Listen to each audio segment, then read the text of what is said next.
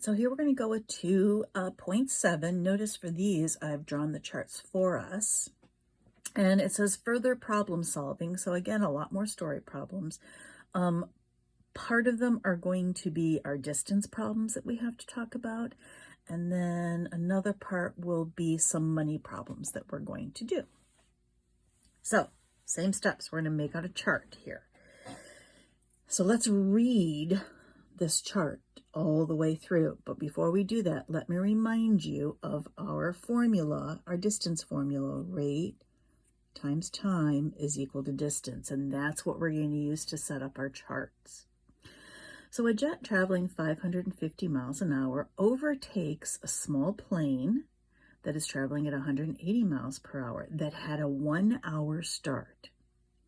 How far from the starting points are the planes? So in other words, when the one overtakes the other one, how far have they gone?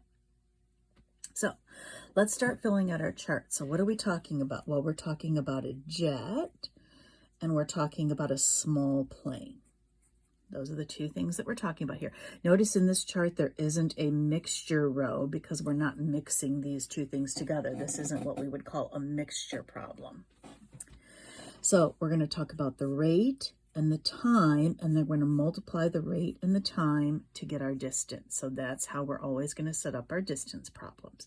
So what is the rate of the jet? Well, he's going 550 miles an hour. What's the rate of the plane? He's going just 180 miles an hour. Now let's talk about their times. It says that the plane had a 1 hour head start. To me, what that means is that he traveled, by the time that he catches up with him, he has had an hour more of time. So I'm going to call this time t plus 1 because he has an additional hour, and I'm going to call this t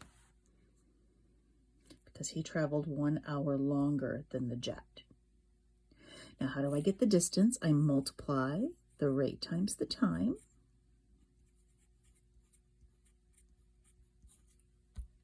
Now I have to figure out how to set up my equation. Well, distance problems can come in a few different forms. For this problem, what's happening? You have basically a plane, a smaller plane, and he's starting, right? He's traveling.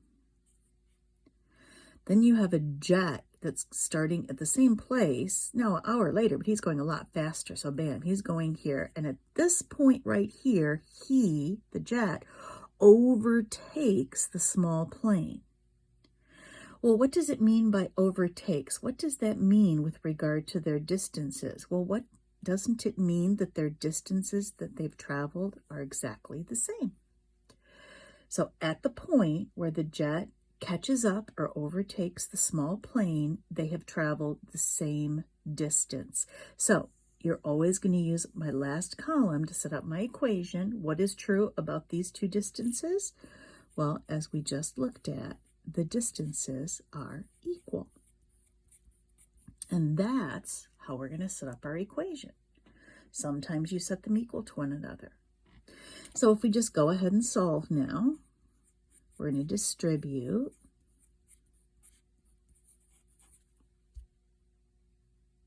Okay. Now let's subtract 180t from both sides of my equation. So 550 minus 180 is going to be 370t is equal to 180. If I divide by 370,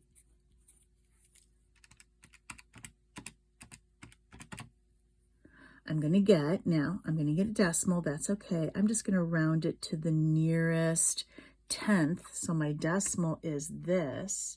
If I round that to the nearest tenth, do you see that's basically 0.5?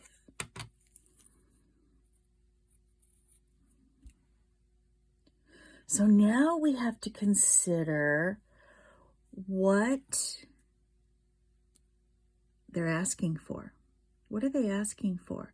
How far from the starting points are the planes. So when they ask for how far, aren't they asking for the distance? How far from this point are the planes when the first one, the jet, catches up? So I just found a time. We know that it happens in about a half an hour. But the question is, how far have they gone? So all I'm going to do is I'm going to take my t. It doesn't matter which one I plug it into, because remember, they've gone the same distance. That says that in the picture.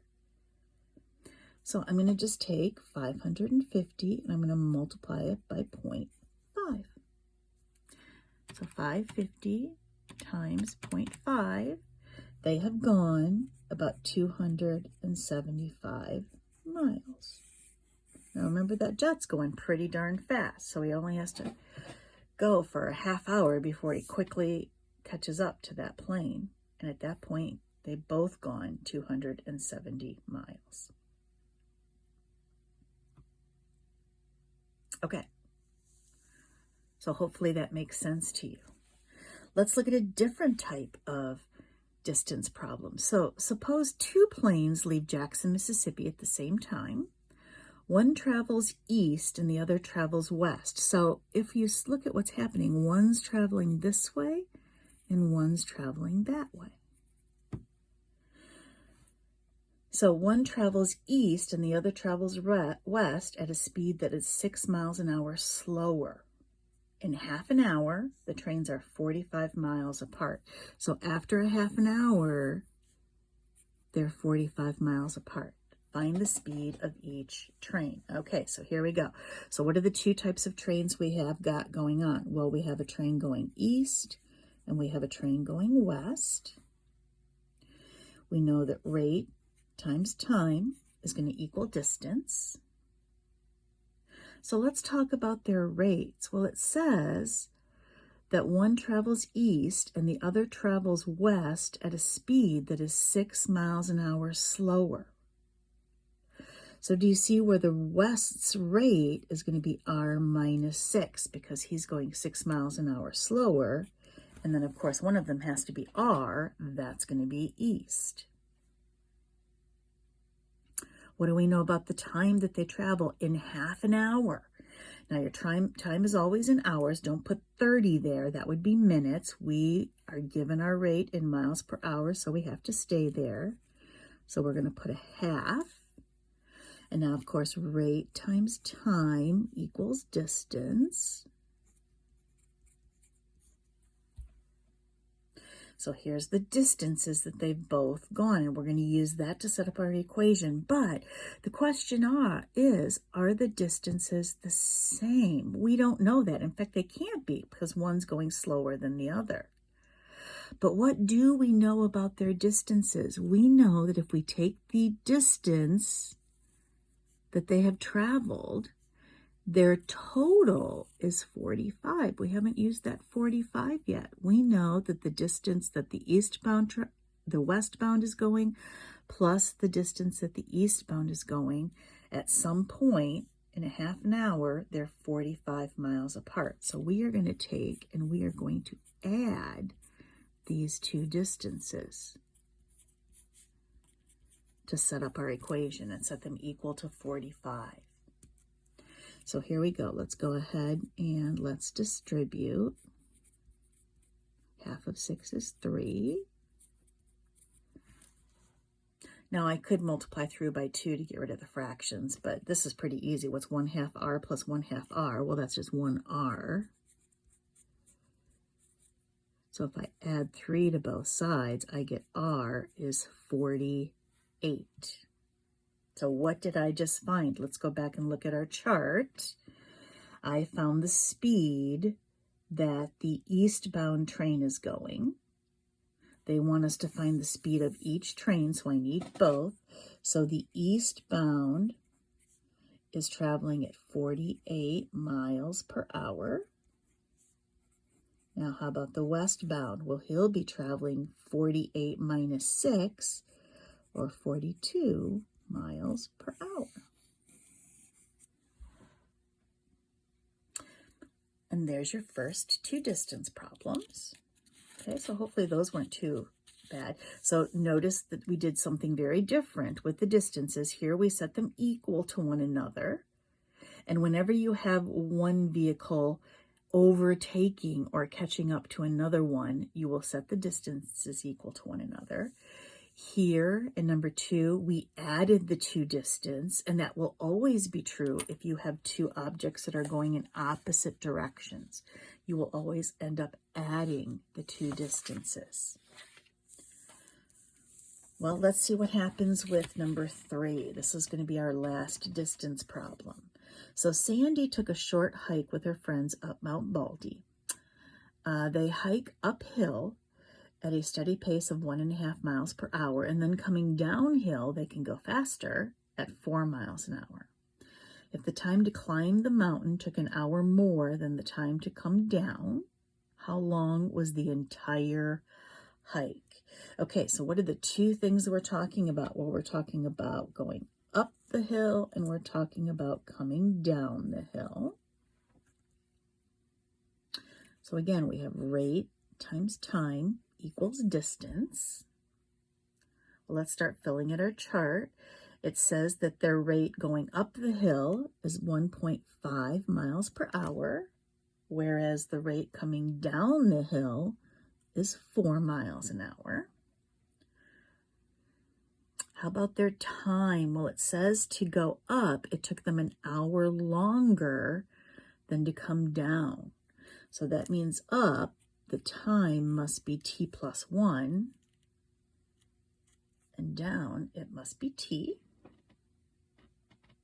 Okay, well, again, rate times time equals distance, so 1.5 times t plus 1, and down here will be 4 times t. Now again, we have to kind of analyze the problem and see what they're doing, and that will help us set up our equation. Well, what's happening?